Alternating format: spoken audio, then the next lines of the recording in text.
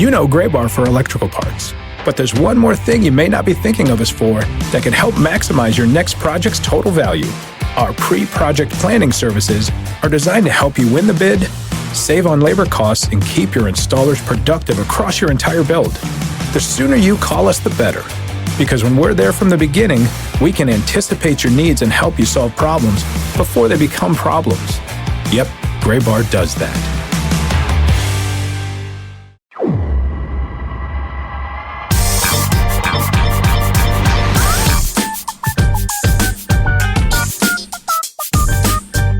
Been an interesting week, to say the least, but we are nearly a week into the 2020 Major League Baseball season. We welcome you into this week's episode of the show before the show from MILB.com, the official podcast of minor league baseball. Hi, everybody. I'm Tyler Vaughn, Sam Dykstra in New York City. Hi, Sam.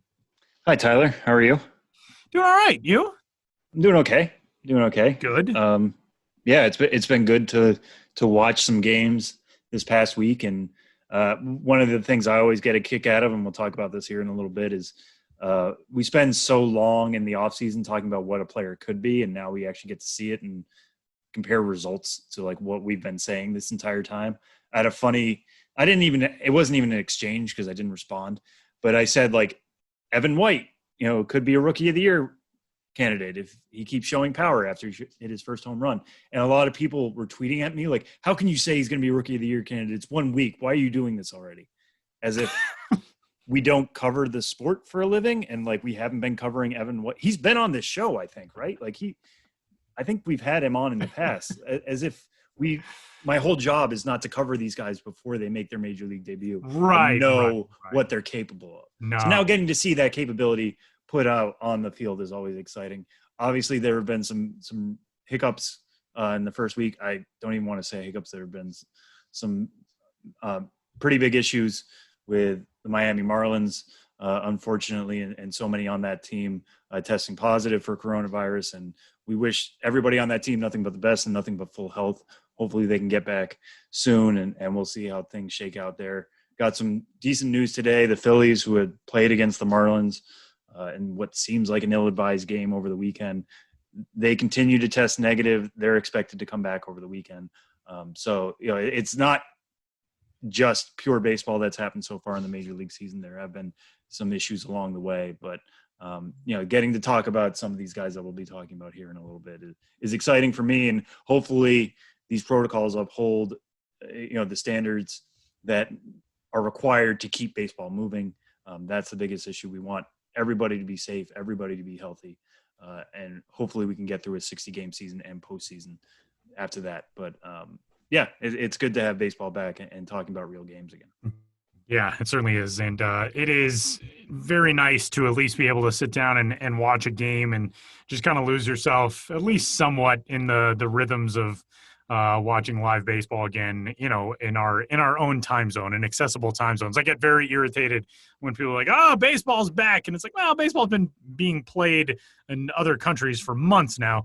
But for our baseball to be back definitely does carry a different weight and different significance. And, there are still those weird moments where, for whatever reason, foul balls make me notice it more than anything. And I don't think I ever realized how often I thought to myself on any foul ball on a telecast, oh, that's cool. Somebody will get to go home with that for a ball that goes into the stands. And now it's so strange, to see balls clanking around in empty seats and all that. But kudos to teams that have, done the cardboard cutout thing or have tried to get creative with how to make their ballparks feel a little bit less empty. And obviously, as Sam noted, there are a lot of big things very much going on. But if we try to just focus on the few hours that you get to sit down and watch a game, those do feel like 3 pretty good hours these days, and we all need that. So we welcome you into this week's episode of the show before the show. We got a lot coming up for you today. A very interesting story that is taking place in Western New York. The Buffalo Bisons will play host to the Toronto Blue Jays for the 2020 Major League season. And we will catch up with Mike Buczkowski, who is the president of baseball ops for the ownership group that includes the Buffalo Bisons, and a very interesting conversation of what it is taking currently to get Sahlen Field ready to host major league games and the machinations that went on behind the scenes to get that whole thing done. We will also hear in a little while from Gerard Gilberto coming up to talk about a story he's got on the site this week about Esteban Quiroz, who is now a Tampa Bay Rays prospect and a guy with a very interesting road to being a Tampa Bay Rays prospect. And there's a lot of baseball stuff to talk about, which is very exciting. And that is what we are going to dive into first. It's not exactly 3 strikes, but we're getting hopefully close to feeling like we're doing some normal shows again. So we are going to kick it off with a few topics from not minor league baseball, but some players who would have been in minor league baseball this year or maybe next year. First week nearly in the books in this 2020 season, Sam. We've seen a lot of Luis Robert. We've seen a lot of guys that we were just talking about as top prospects last year, but there have been some standouts who are still very much guys in that prospect game so far, and we'll expect to see more of them as the next few weeks go along and guys start getting those calls. But who from a prospect standpoint has stood out most to you through this first week? Yeah, I mean, I think Luis Robert is where we have to start here, as expected. Anybody who listened to our show last week, it was a pretty clean sweep of everybody saying Luis Robert is the favorite to win the AL Rookie of the Year. He showed that pretty quickly for the White Sox. They've been hitting him mostly around the 7th spot in the lineup, and I think Rick Renteria the other day was talking about how that's a good spot for him to be right now. There's a lot of pressure being a rookie, trying to show that you belong in the majors. Putting him 7th doesn't add to that pressure. It allows the big boppers at the top of the White Sox lineup to do their thing. There's not a pressure for him to be a run producer necessarily, but he is doing everything that we basically thought he could do. He's 7 for 19 through his first 5 games. We're recording here on Wednesday. He's got a homer. He's got a double. The strikeouts are there. He struck out 7 times in 20 plate appearances so far. So that's a 35% strikeout rate. That's kind of what we thought would happen. Is if anything's going to hold him back, it's going to be the hit tool. He's going to have to make adjustments to major league pitching. That's going to happen all season long. He's going to adjust to major league pitching. They're going to find out more about his swing. They're going to adjust back and forth. That battle is going to go. But the fact that he's already shown a little bit of power, I expect even more to come here in the coming weeks. See a little bit more of what we saw during summer camp. That's really exciting. There was a funny play the other night in which I think MLB said, like, this is him showing off his range, but he went all the way to right field, essentially to make a catch away from Lurie Garcia. I guess that's a sign of how confident he is defensively. Is, you know, the center fielder is essentially the quarterback of the outfield. So if they call the ball, they deserve to get it. But him going all the way over there, deciding to take it for himself, is a pretty clear sign that he feels confident in the majors and doing all the things that basically we expected out of him. Brady Singer, we didn't get to talk about this much because I think the news broke after we recorded, but Brady Singer made his major league debut for the Royals last Saturday. Gave up 2 earned runs on 3 hits and 2 walks over 5 innings. Struck out 7, which is really good for him. Seemed to be mixing it up well. Throwing, I think he was around the mid-90s. Brady Singer forced his way onto that Royals roster with a really strong summer camp. It sounds like he had a really strong spring before that, carried it through quarantine, showed up summer camp. They've had some injuries and some other issues in that Royals rotation. So he basically nabbed himself the number 2 start of the season, which is incredible for a rookie. But that's just the way things lined up in terms of pitching schedules. But for Brady Singer to do that well that quickly is certainly important because he's somebody who, you know, if he gave up, let's say 4 runs in 5 innings, you'd be like, okay, well, it's his first start. That's the way things go sometimes. And guess what? Once the Royals rotation fills out a bit, maybe he gets sent back down to the alternate training site. But if he can keep turning out starts like this, I mean, it's going to make it really difficult for the Royals to justify sending him down. When you say he needs to work on things, well, the things he needs to work on is against major league hitters or any hitters, really. Opposing hitters that he's not going to get at the training site. So Brady Singer getting off to that start was really special. One I want to just toss out real quick, Tyler Stevenson, friend of this show. We can say that pretty confidently. Friend of the show. Yeah. We had an interview with him. Tyler, you remember, we talked to him for what, half an hour after the show ended? Yeah, I think the interview was a half hour, and I think we talked to him for about 45 minutes after the interview was over. Yeah, just catching up with him. Obviously, when we talked to him, it was like the beginning of quarantine. Everybody was trying to figure out what's going on. We were trading stories back and forth of what do you know about the return plan as a player? What do we know as journalists? And Tyler Stevenson had one of my favorite quarantine stories, which, Tyler, you wrote about when you wrote about his call-up. The guy had to take a net from like a neighborhood kid. Yeah, his next door neighbor was like, I think he said he was in 8th grade. And I think he also said that the kid no longer played baseball, but his mom and the kid's mom were friends. And so he like borrowed a soft toss net from this kid who lives next door or behind him or something like that. Right. So Tyler Stevenson gets called up. The Reds actually are pretty stacked at the catching spot. I think they were carrying 3 catchers, but some roster machinations meant that Tyler Stevenson got to get called up. Homers in his first at bat. So I guess the net worked. That's just stories that I love. And it's an indication of this show. And I'm not trying to pump our tires too much, but when we talk to guys about what does it mean when you are going to make your major league debut, what do you imagine that moment looking like? That's what's possible. That's what they dream of. So to see something like that happen to Tyler Stevenson was really special. He's 2 for 2 so far with a walk. The guy has not been retired. So that's pretty cool too, to start out your career with a 1,000 batting average and a 1,000 OBP. Obviously that's going to change in time. But it's kind of neat for 1 week. Just at most teams have played 5 games so far, but even to see these prospects shine through in this 1 week is pretty special. Pretty good stuff. And there are more prospects who are on the way, including the Toronto Blue Jays, who are a bit nomadic at the moment. And we'll talk about the Blue Jays coming up here in just a little bit. But a team that made a summons for its top pitching prospect in the right-handed pitcher, Nate Pearson, who's their top overall prospect as well.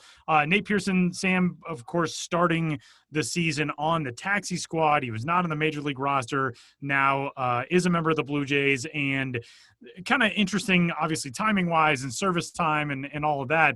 But we also did see Nate Pearson on a mound not too long ago in a major league ballpark, pitched against the Red Sox at Fenway, got roughed up a little bit, but now has an opportunity to go out in real games at the major league level and try to present himself as being possibly the future ace of this staff that everybody expects. Yeah, and even that outing at Fenway, I mean, he was sitting 94, 96, which feels down for him, which is incredible. But he topped out at 98.1 miles per hour, according to StatCast. He struck out the final 3 batters he faced. He threw 7 of the game's 10 hardest pitches. So it seemed like a real learning moment for him. He got roughed up early. All 4 of his earned runs came in the first inning, and 3 were on a home run by Mitch Moreland, obviously an established major leaguer. So that felt like Nate Pearson getting settled and learning things about major league hitters and learning about himself in a major league park.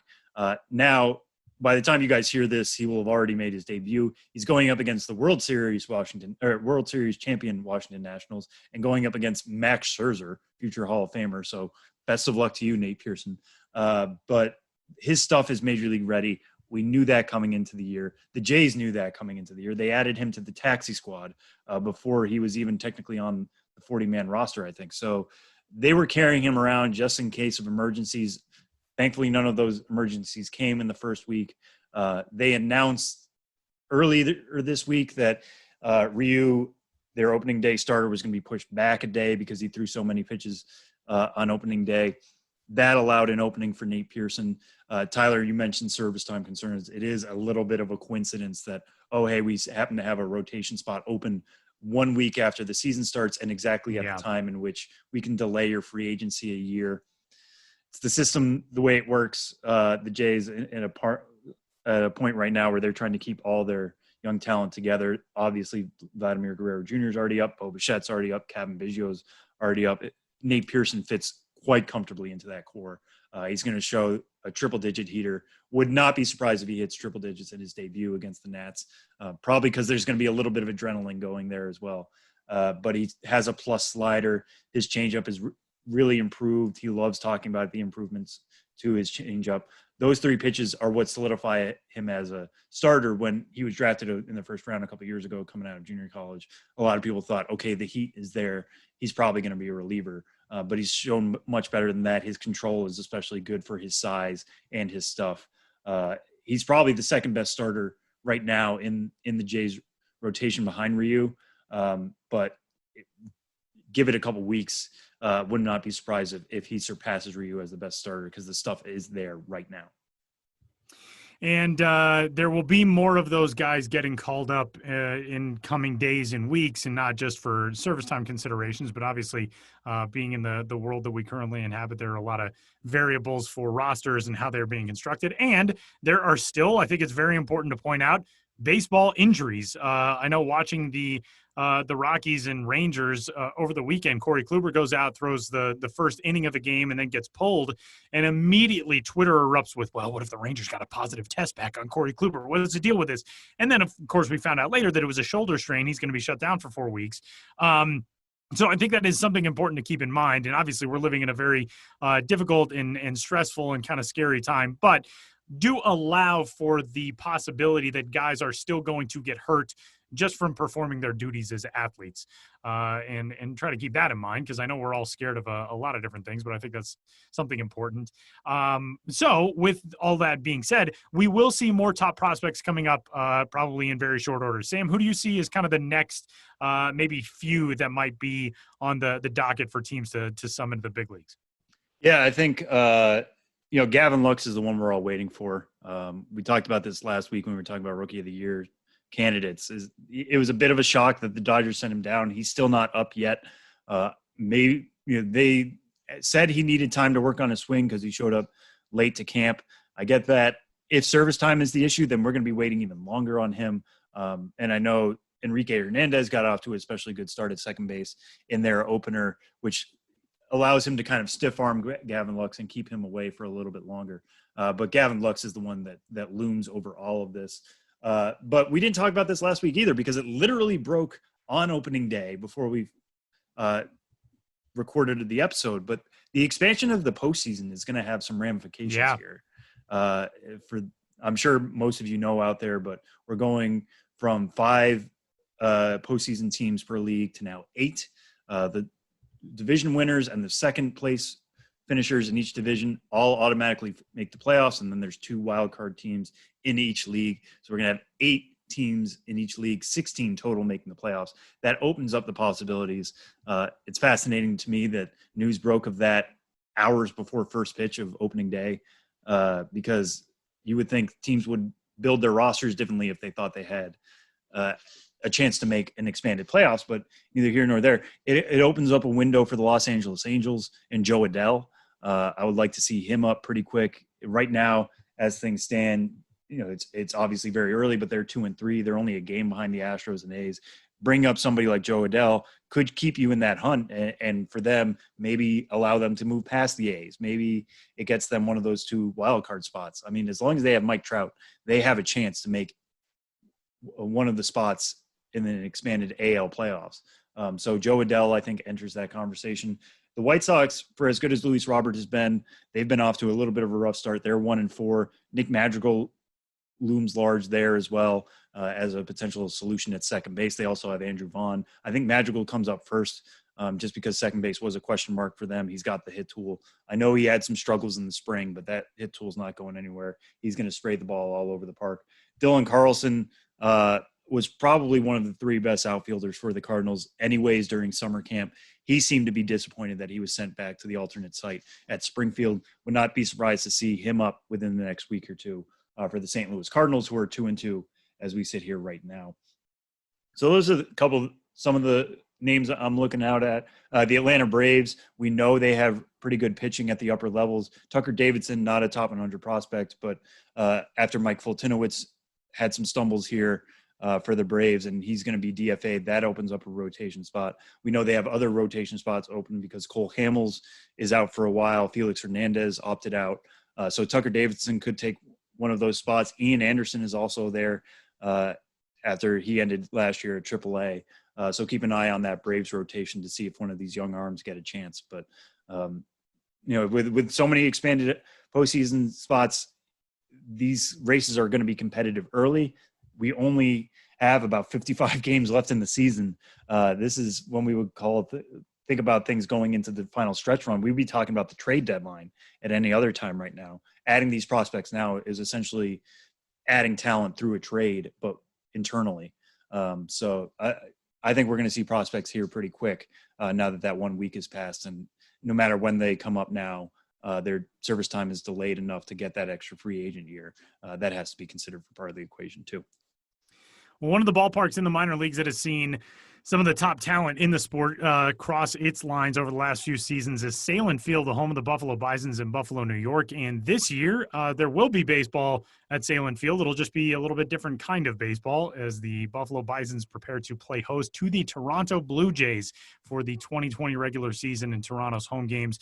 And Mike Buczkowski, who is one of the guys behind the scenes making it happen in Buffalo, joins the show to talk about it next.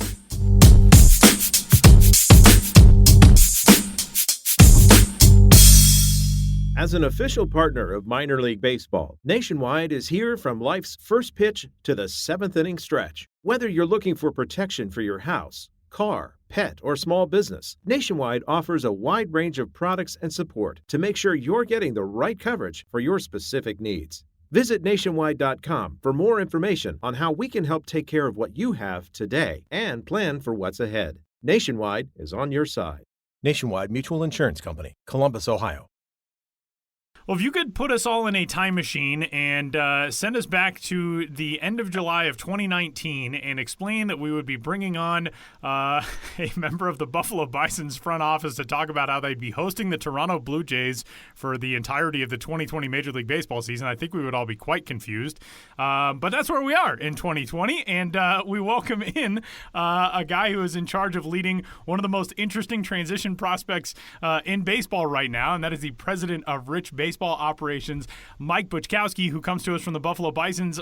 Mike, a very interesting week and couple of weeks and 6 months or so. How are you doing right now? Let's start there. We're doing okay. We're taking it day by day, which I guess is what the whole world has really had to do since the COVID, since it started. Everything that you think is an absolute is now in question, and you put plans in place, and you have to be ready to change them. Contingencies. I told someone it used to be you had plans A, B, and C. There's been times where we've been down to plans A, turned down. It was not believable enough. There's no way that could happen, and here we are. This season has obviously been so weird for anyone and everyone, and the roller coaster for you guys just over the month of July, I would imagine, is not even something that's very easy to put into words. But obviously we get the news early on in the month there will not be a minor league season. But then all of a sudden there are conversations that start about what's the Blue Jays situation going to be? It looked for a moment like they'd be able to go to Toronto. The Canadian government said no, so the Blue Jays are somewhat nomadic in searching for a home. And you guys being very close, being an affiliate, when did this conversation start of, okay, maybe Sahlen Field is an option for us? I don't remember the exact date, but I think it started. And one other thing to note: while all this was going on, we were having ongoing discussions with the Blue Jays to be the host for their taxi squad, and that was going to be the plan if they played in Toronto. And so we had discussions about preparing our ballpark for that possibility. But I think when the COVID cases in Florida really spiked, and Florida then became unfortunately a hot spot, that's when we started to have more serious conversations about the possibility of playing in Buffalo at Sahlen Field. But it was still a backup plan. It was still the Jays at the time were really hoping to get permission from the Canadian government to play. But that's probably the first time that I remember starting to do parallel plans. Okay, let's talk about taxi squad, and then let's get a different group of people together to begin talking about the possibility of MLB games. And when that conversation switches going from taxi squad to MLB, how aggressive do you guys get with that? I mean, you guys have a working relationship with Toronto. Like Tyler said, you guys are an affiliate. You guys have worked together for a while. But how aggressively were you guys pushing it from your side to say, hey, please consider us for this opportunity if Toronto doesn't work out? Yeah, I think we wanted to be an option. The excitement that this has generated in our community is even beyond what I thought it was going to generate.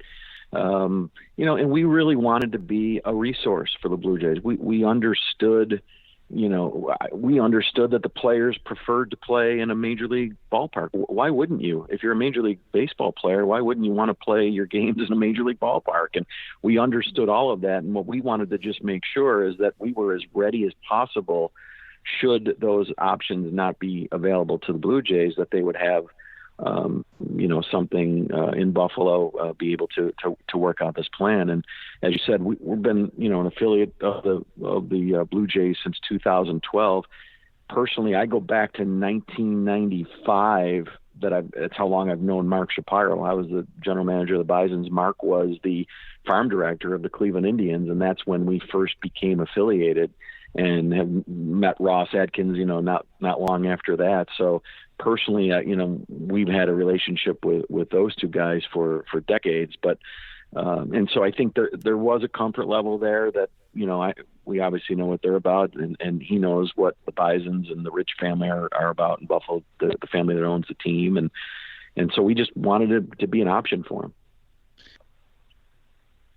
And one of the big storylines with this that everybody has been following is that in order for this to happen, in order for Sahlen Field to be major league quality, is that there have been improvements. I'm sure they're ongoing now. One of the big ones is to the lights and making sure those are up to major league code, essentially.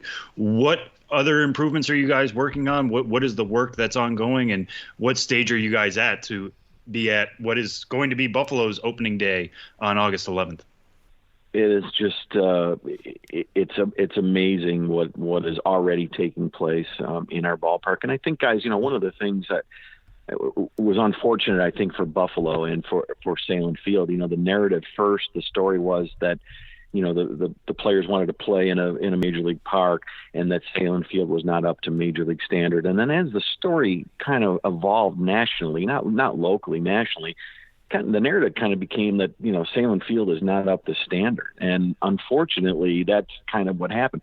Sahlen Field is above standard for a AAA ballpark, and as I said, here in talking to during our press conference, there's not a single minor league ballpark in the country that is up to major league standard. You do not build minor league ballparks to major league standard. There's a huge difference. Even the newest and brightest new minor league ballparks are not a major league park. So of course there needed to be things that needed to be done to Sahlen Field. The lights probably got the most talk, and the working out a plan on what they need to do to not only bring it up to for what the players need, but for telecast, right? Because it's obviously a huge part of the business of Major League Baseball, being able to bring these games to their fans on TV. So that's just one of a million things. A minor league or AAA ballpark clubhouse is not of Major League standard to begin with. But now when you add in the added measures of needing to do it safely under the new protocols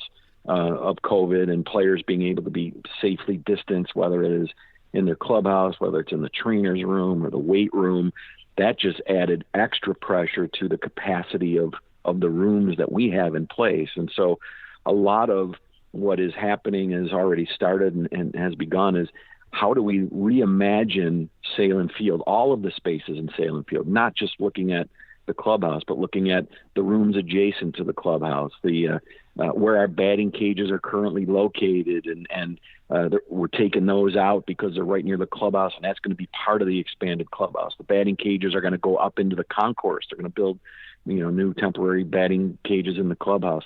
Weight rooms, training rooms. We're going to make use of some areas, but then again, we're going to use the total footprint of the ballpark to be able to create safe spaces for not just the home team, obviously, but for the teams that are coming in. They're going to be utilizing the area beyond our home run fence and right center field is kind of where our big picnic area is and parking lot, and that's where the visiting clubhouse is going to be constructed. So it has been an incredible process, a fun process in a lot of ways to think about these possibilities. And now, as of just the last couple of days, we're actually starting to see actual, work being done to reach those goals. Mike, a few things about the kind of the emotions of this moment. You mentioned how much excitement this has generated in Buffalo, but the difficult thing is all of these Bisons fans and Jays fans are going to be so excited about games that they can't go see, because that's the world that we live in 2020. And, my city's getting a major league team and I can't go see them. That's got to be tough, not only obviously from a fan standpoint, but for you guys to try to make this, feel accessible and as though these fans are still part of that. What kind of outreach or things can you do to engage your local community while not being allowed to have them at these games when the Jays arrive next week? Yeah, and that's obviously the challenge, and you're right. I mean, to have fans at one of these games, that would be unbelievable. But the reason we're in the position we are to be able to work with the Jays is because fans are not allowed in the ballparks. But yeah, we've on our social media channels we have tried to stay connected with people by giving them updates as the construction and the changes start to take place in the ballpark. We're going to figure out a way to kind of give people some sneak peeks without physically being there, to kind of show them the unbelievable lengths that the Blue Jays and Major League Baseball are going to make sure that Sahlen Field is ready for these games. And like I said, most of it has really gotten underway in earnest the last couple of days. We actually did have the Blue Jays taxi squad here for about 3 days while all of this was being finalized. Those guys were here working out, so we couldn't really get into some of those areas. But now that they've moved on to Rochester to do the taxi squad, it is happening in earnest today. The lights are actually all of the bulbs that are in our existing lights. They're going to start that project today. So people driving by, at least, will probably start to see some activity and cranes and different things going on. Mike, you've been with this team for so long. I know you started with them back, I believe, at War Memorial Stadium, correct? I did. Middle of the 1987 season, which, that was the last year at that ballpark, and then, continued on as it was then called Pilot Field when it opened in 1988.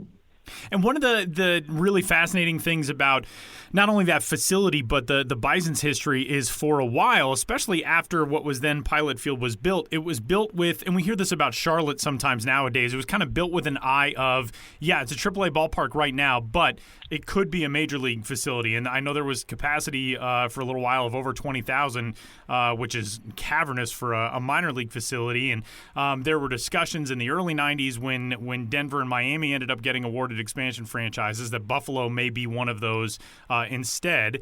And for now being this far removed from that and getting a major league team there, yes, it's under a weird circumstance, and yes, it's not going to be a permanent thing, but does it feel like some sort of cosmic justice that you're going to get to host major league ball on a regular basis at Sahlen Field? It seems like a cool thing if happening in a very unfortunate circumstance. Yeah, I think you're right. I may steal your word. I haven't described it yet as cosmic justice, but that's a great description of it. It's I was here. Our organization, our owners, Bob and Mindy Rich, that they're the same owners. They've owned the Bisons for almost 40 years. That they were the group that was trying to bring Major League Baseball to Buffalo. I remember those days still like they were yesterday. We spent about 6 years of our lives doing, giving our heart and soul and trying to get one of those franchises. And for various reasons, probably part of a whole nother discussion, Denver and Miami were the teams, that were chosen. And it was heartbreaking for us. It was the end of a period of time.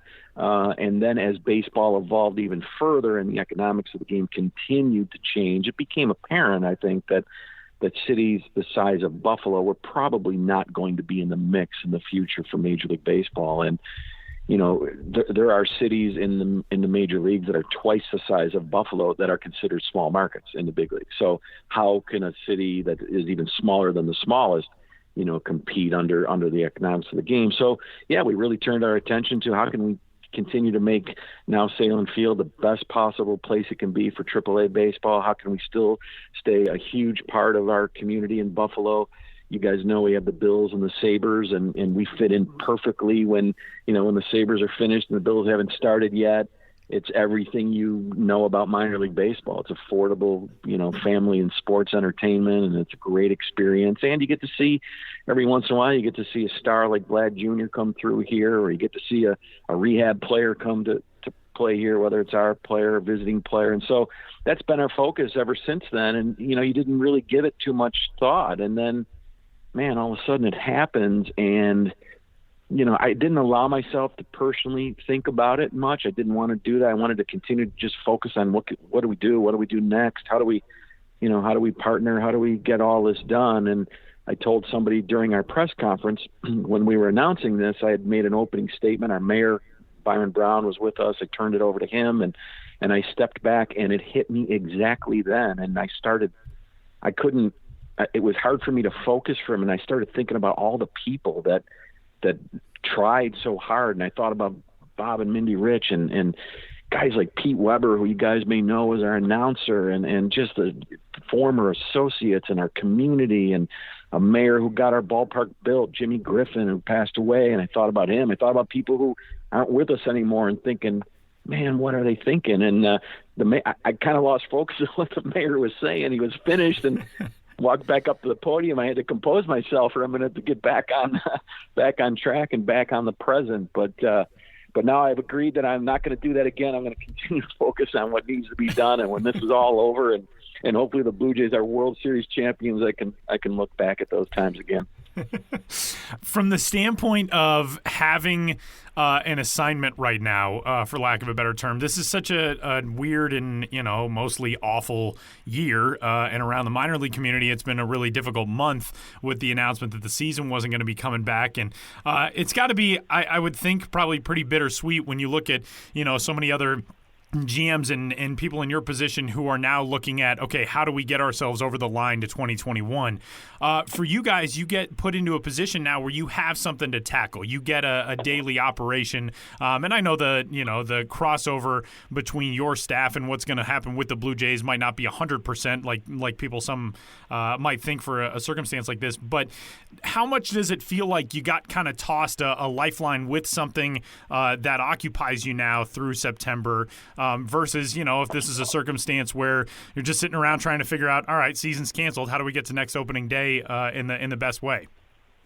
Yeah, and that's exactly how we feel. We do feel fortunate. We don't have to look very far. We operate and own two other minor league teams, the Northwest Arkansas Naturals and the AA Texas League for the Royals, and then an even more complicated situation. We own the West Virginia Black Bears, who are the New York Penn League for the Pittsburgh Pirates. Right. You guys know we don't know what the future is going to hold there. I talk to our guys there all the time, and they're exactly in that place. And then you're right. The people that I've known, a lot of them, known for 25 or 30 years, that are operating other teams, and the position that they're in, which is just awful. And some of the most amazing messages I think that I've gotten have been from those guys, and I know the situation they're in, and the heartfelt, genuine feeling good for us and asking what they can do and can we come and help, and whatever the offers are is really, I think, been amazing, and I think highlights what really what minor league baseball and what being part of that is all about. And speaking of Sahlen Field being on a big stage now, so many fans are going to be able to watch Sahlen Field on MLB TV, on ESPN, potentially on Fox, what have you. When people see that stadium put on the big stage like that, what should they look for? What specialties about Sahlen Field are going to be put on display now? I think what's really fun to look at still, even for us, and just to kind of give a little bit of the history of the ballpark, it opened in 1988. It was designed by HOK, which is now Populous. The same two guys, Joe Spear and Ben Barnard, who were the chief architects for our ballpark, their very next project was New Comiskey in Chicago. And then they went to Camden Yards and designed that. And then, the list goes on and on and on of major league ballparks that were built after ours and designed, many of them by the same group that designed ours. So sometimes you'll see a center field shot and you'll say, boy, the way that's constructed there behind home plate looks like some other ballparks, that I've seen on that I've seen on TV. And it's one of the things we're really proud of. This ballpark opened when there weren't too many new minor league, let alone major league ballparks being built.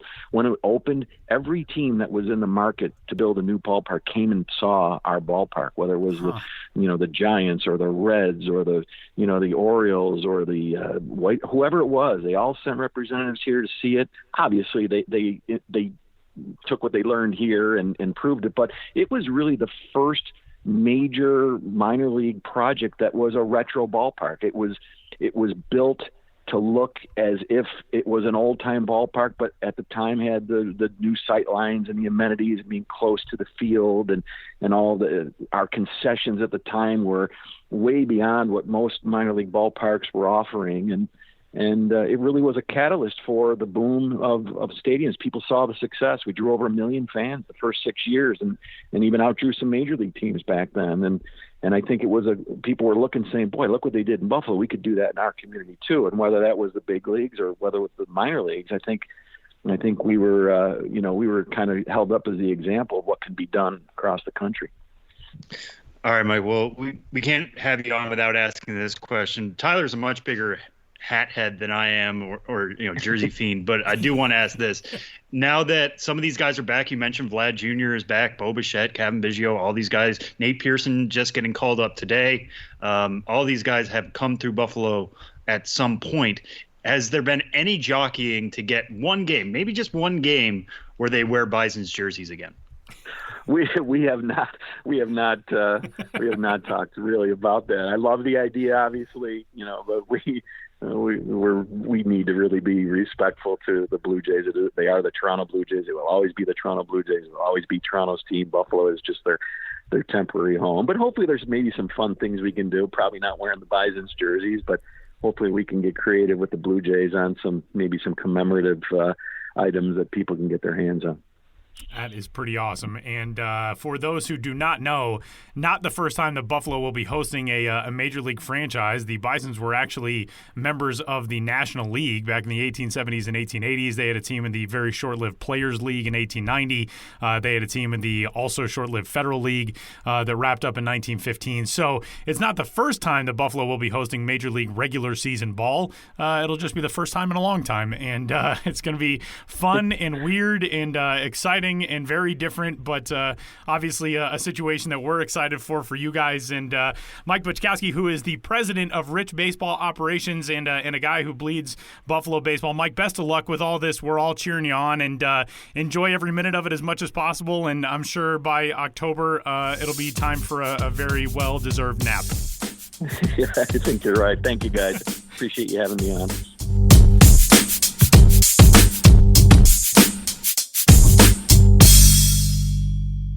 There are a lot of different ways to make it from the amateur ranks into professional baseball and eventually to the major leagues, or at least the doorstep of the major leagues. And this week we're going to hear about one of those interesting stories with our minor league writer spotlight for episode 269 of the show before the show, Gerard Gilberto, who joins us. Gerard, what's going on, man? How are you?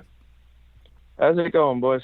We are good. You got a great story that is up on the site right now. We're recording this on Wednesday. It went up on Monday, so go find it, especially if you are a fan of the Rays or the Padres or the Red Sox or a couple of teams in the AAA level Mexican League. And we'll break that all down to give you the reasons behind all of those teams here in a moment. But it's about Esteban Quiroz, who is a 28-year-old infield prospect now in the Tampa Bay Rays organization, who is 28, which is sort of old for a prospect, and yet is only in his third season in the affiliated minor leagues because he hails from Ciudad Obregón in the Mexican state of Sonora, played a long time in the AAA Mexican League, was not signed by a professional team in the U.S. until 2018. This is a really interesting story that touches on a lot of the requirements and the difficult transactions sometimes that it takes for guys to make it out of Mexico and into MLB-affiliated ranks. Kind of give us the general breakdown of Esteban's story, Gerard.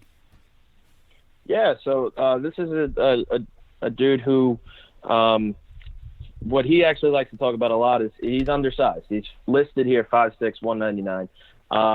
He looks a little thicker in pictures. He looks like a very good athlete. But it's sort of, odds are stacked against him here. He's a guy first played in the league that has a lot of different rules. It's not, people tend to look at Mexico the way, because it's down south and, not in the Caribbean, but people look at it like a Caribbean country where you think, okay, July 2nd, I could sign a guy from Mexico and move along, with my day. But when they're signed to a Mexican league team, it's a little different. It's more like the Japanese or the Cuban leagues where you kind of, the MLB team has to negotiate with the Mexican team for release fee. Then the player can get there. And that's the route that Esteban took. He's not the first to do it. Obviously, we've seen plenty of guys take this route, but plenty of guys are not prospects at 28. So first place he went to from actually got traded from the Mexican League team that he was on for about 6 years, from Quintana Roo to Yucatan, which right next to each other. Then with Yucatan, he signed with the Red Sox. From Yucatan, he signed with the Red Sox. Red Sox plays in Portland, carrying the cover off the ball in Double-A right away. Sports hernia, unfortunately, limits him to about 32 games between rehabbing and playing back in Portland. Next season, gets traded to the Padres. Plays a full year of AAA with the Padres. This offseason, he's the player to be named later in the Tommy Pham trade.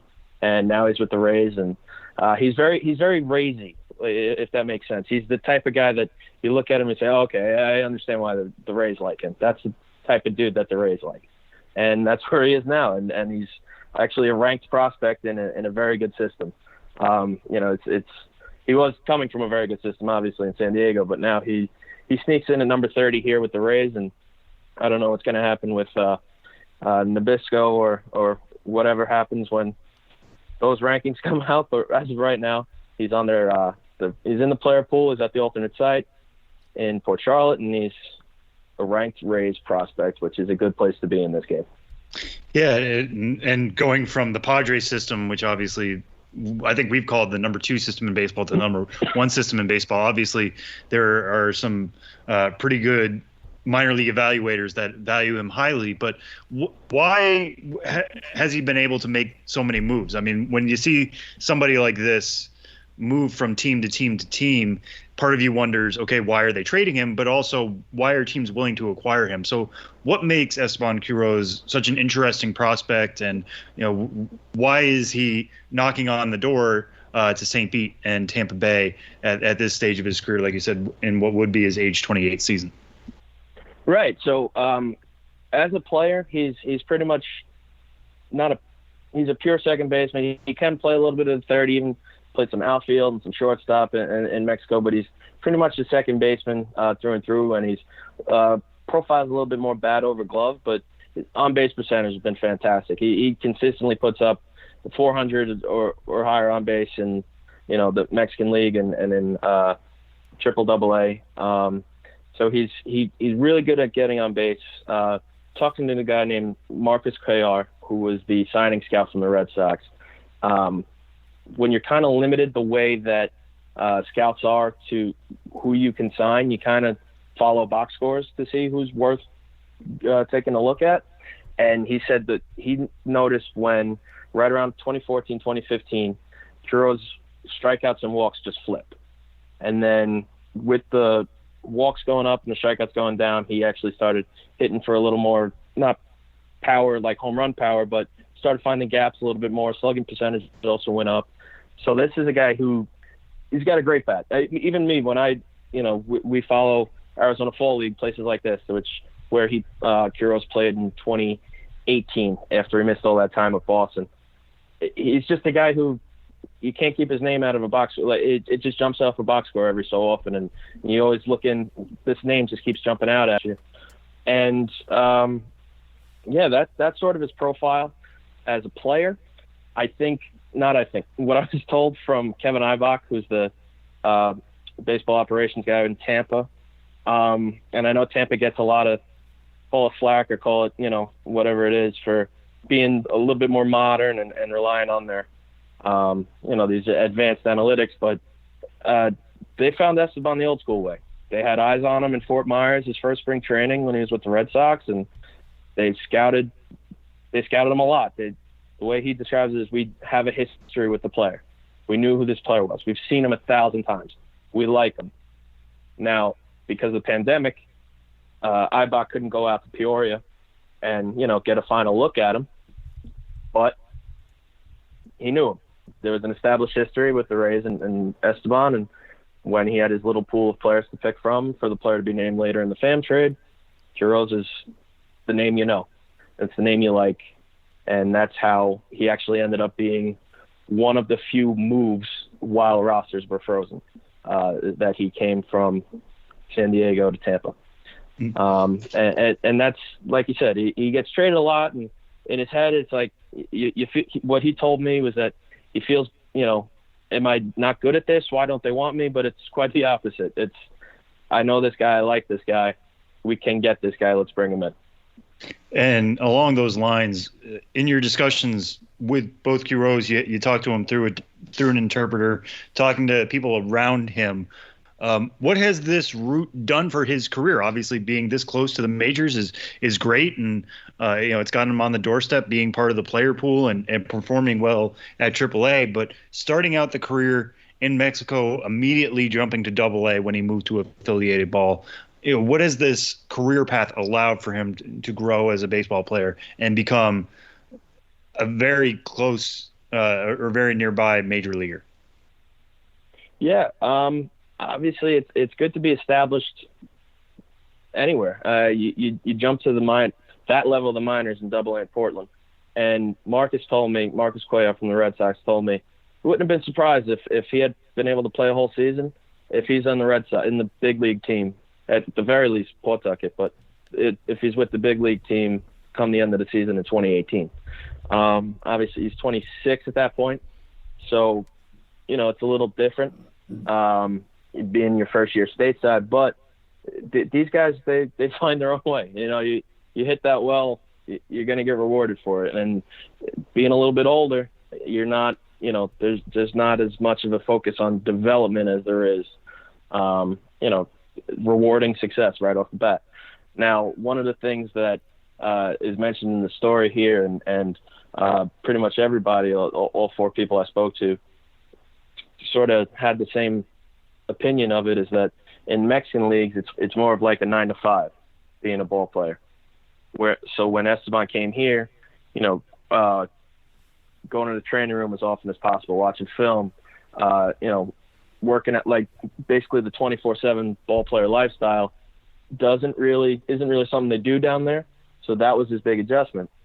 He took to that very well, obviously had some success. So now he's sort of ahead of the curve there. Another interesting element of his career, Gerard, he's had so much experience on big stages. I mean, even before signing with the Red Sox, he had played in the World Baseball Classic in 2017. I know he was on the Mexico team that qualified for the Olympics, playing in the Premier 12 tournament last year, so he'll be an Olympian by next year if he stays on that roster. And in those outlets, as well as playing in the Mexican League, he gains a type of experience and exposure that are different than playing on the minor league side. And yet, he's still such a new minor leaguer that one of the things you pointed out that was really interesting is he's in effect on his first or second minor league team, and guys are coming to him as though he's the veteran. I mean, he's 26, 27, 28, and he's in Portland or El Paso, and he's got younger players coming up to him being like, hey, in this situation, what have you seen? What do I do? That seemed like something that he really embraced, but that cannot be an easy thing for a guy who's just been signed. What was the impression that you got from him when it came to kind of being a leader in a very untraditional leadership track? Yeah, he seemed to enjoy it based on conversations with him. And when you asked him about the adjustments, a lot of what he talked about was a little bit more cultural outside the ballpark. Obviously, the two cities he played in, Portland and El Paso, same country, but couldn't be more different. Yeah. So he obviously is a little bit more comfortable in El Paso, a lot more Spanish speakers down there. But he said it was still the same. He's playing with a lot of prospects. He had Luis Urias in El Paso right next to him too. Those guys look to you for help, and if you know, you share it. He said to him, it's a good way for himself to get better. It's a good way for everybody to get better. the way it was interpreted to me was that it's sportsmanship to him. So that was an interesting thing. It is funny hearing things in two different languages because, you know, you learn in Spanish growing up, you hear viejo and you think a cartoon of a little old man. And so I'm like, I kind of want to get it across. Like, I'm not calling you old. I'm your age. Like, you're not old. we're all beyond prospect status here, but you're not old. But, you know, he is the elder statesman when he walks into a clubhouse of, you know, teenagers and early 20-year-olds in AA. And obviously AAA is a little different because you have a lot more back and forth with the major league club. But, yeah, it's something he embraced, and it's something he's in a great position to do it now. He's got Wander Franco and Vidal Bruin with him on the alternate site there. Those are two Spanish speakers, two infielders, two of the best prospects in the game. And if they can learn from a guy like Esteban Quiroz, who has been there for a long time, you know, not there meaning the majors, but he's played a hell of a lot of baseball in the last decade. That makes everybody better, including the game's top prospect. Well, we'll end on this kind of similar to what you were just mentioning there, with Franco there, with Brujan there at the alternate site in Port Charlotte, Willie Adames, Brandon Lau there on the major league team, Joey Wendell as well getting infield time, and Mike Brousseau. There doesn't seem to be a lot of wiggle room for Quiroz to get in here. How do you evaluate his chances now that he's in the Tampa Bay system? I don't think anybody in baseball knows what the Rays are thinking. I think the Rays, they're smarter than everybody, and you know what? It can surprise us. And like I said, this is a guy who's kind of had success everywhere he's gone, so he can kind of force his way onto the roster. I think Wander Franco and Bruin being a little young, they might want to hold off on that, but weird things happen then, and especially in Tampa where they like turning rosters over and stuff like that. But you need injuries happen. See what happens with things like the Marlins, God forbid. But it's not just COVID. You guys roll an ankle again, God forbid, or whatever it may be, and he's there for a reason. I think everybody in these player pools are there, you know, because they got a shot at helping, especially the guy with the full year of AAA experience, like Esteban. He is a fun story, Esteban Quiroz, and you can find this story from Gerard up on the site at MILB.com right now. Gerard Gilberto, you can find on Twitter at Gerard_Gilberto. And Gerard, this is great stuff, man. It's one of those stories that we were talking before we started recording. I think so many people, like you said in your first answer, so many people I think look at players who come out of Mexico and think, well, I would imagine that's probably a very similar track as to coming out of Venezuela or the DR or wherever. And it's just so different. And this is a really cool piece that sheds a light on a lot of that process. So you can go find that on the site right now. And Gerard, thanks, man. We'll do it again soon. Of course. Always enjoy this. Thanks, boys.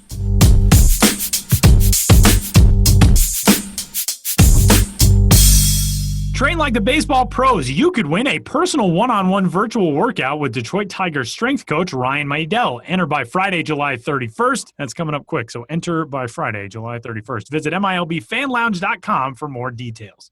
Wrapping up this week's episode of the show before we go, Sam has this week's nationwide prospect fun fact.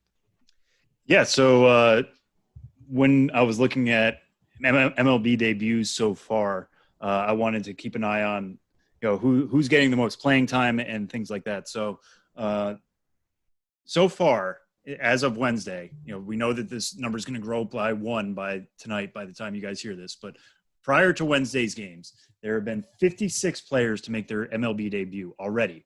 That's pretty incredible. That seems high to me, but that's pretty neat. There have been only 5 players to play in all 5 of their games so far.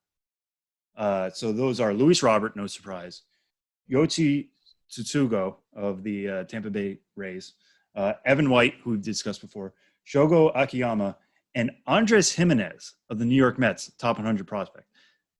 Andres Jimenez has mostly come in as a defensive replacement for Robinson Cano. That's why they added him to the roster. His defense is really good. But to see him get in all 5 games so far is pretty special for the Mets. We'll see what happens with him, especially as rosters slim down. I feel like he's somebody who could get elsewhere. But for being such a young talent, for already getting this major league look, to be around the team, and for them to trust him enough to continually get him playing time, even if it's a couple innings here and there, is interesting to me. So those are the 5 players so far to feature in all 5 of their Major League Baseball games so far in the 2020 season. And that will do it for this week's episode of the show. Big thanks, everybody, for joining us, and take a moment and just pause and wish all of your good thoughts to the Buffalo Bisons, because they've got a long 10 days ahead of them before they host Major League Baseball for the first time. An exciting 10 days, but man, that is going to be a lot of work. It was kind of interesting, reading up on some news articles and stuff like that. Basically, the day it was announced, there was a press conference in which our guest this week, Mike, said, yeah, they're pretty much starting work tonight.